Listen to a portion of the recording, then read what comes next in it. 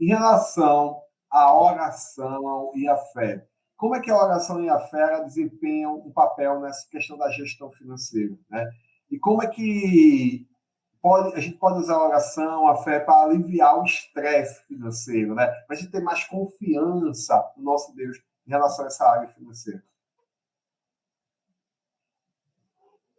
Muito bem. Então, como nós falamos a respeito desse ponto de partida, que é a palavra de Deus, né?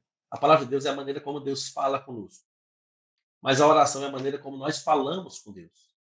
Então, muitas vezes, a gente não tem determinada coisa, ou tem, por exemplo, ministerialmente.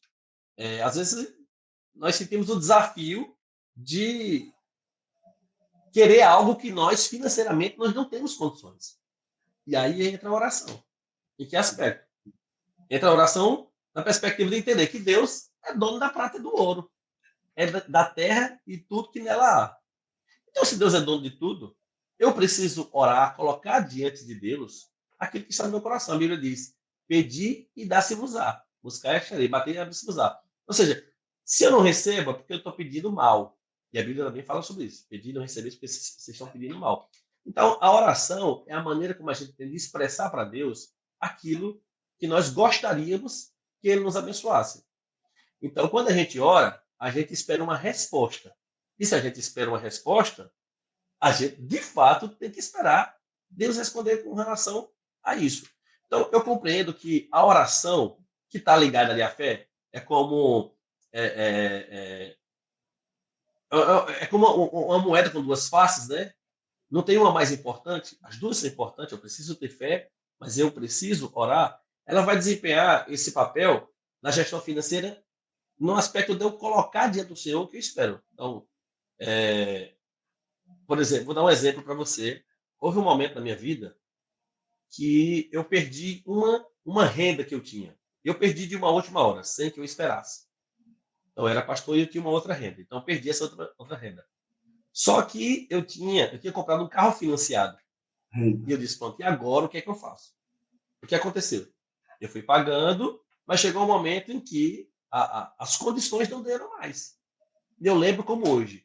Eu fui para o quintal da minha casa e eu falei, Senhor, o Senhor sabe que eu tenho buscado honrar o Senhor, que eu tenho buscado ajustar minhas finanças, a viver os princípios da tua palavra, mas eu preciso de um milagre. Eu falei, Senhor, eu preciso de um milagre. Eu preciso que o Senhor me ajude com isso. Eu não tenho de onde tirar.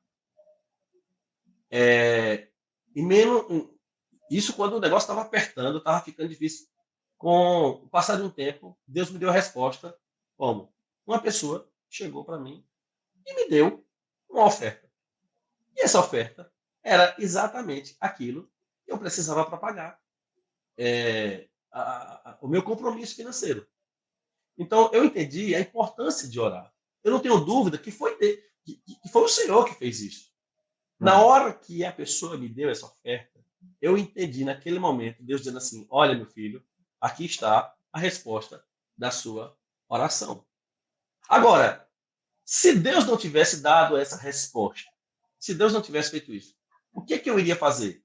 Eu iria buscar outros meios, eu ia negociar com os meus, com as pessoas que eu estava devendo, eu iria buscar um jeito, mas eu iria continuar honrando o Senhor. Por quê? Porque uma crise financeira, um problema como esse, sem que eu não foi uma responsabilidade. Eu perdi de uma hora para outra, então foi o que eu fiz. Eu clamei ao Senhor. Clama a mim e responder-te-ei. Foi isso que eu clamei. E Deus não somente falou, mas Deus usou uma pessoa e levantou. Então, naquele momento, Deus ativou a minha fé. Eu busquei no Senhor a minha oração. E, de fato, quando a gente ora e a gente confia em Deus, pastor, a gente começa a descansar. Está tudo caído lá fora, mas é impressionante como Deus nos dá um descanso, dizendo assim: olha, eu estou sob o controle de todas as coisas. E aí, sério. Agora, claro, já houve outras situações em que eu orei, né, aquilo que eu falei entre necessidade e desejo, e aí eu tive que sofrer as consequências disso. Tive que vender uma coisa que eu gostava muito, tal, para pagar uma dívida de um desejo mesmo, um desejo meu. E aí nada melhor do que também aprender com as experiências, né? Então, o mesmo Deus que ele supre as nossas necessidades, às vezes ele também supre os nossos desejos, mas ele não tem compromisso de suprir os meus e os desejos de ninguém.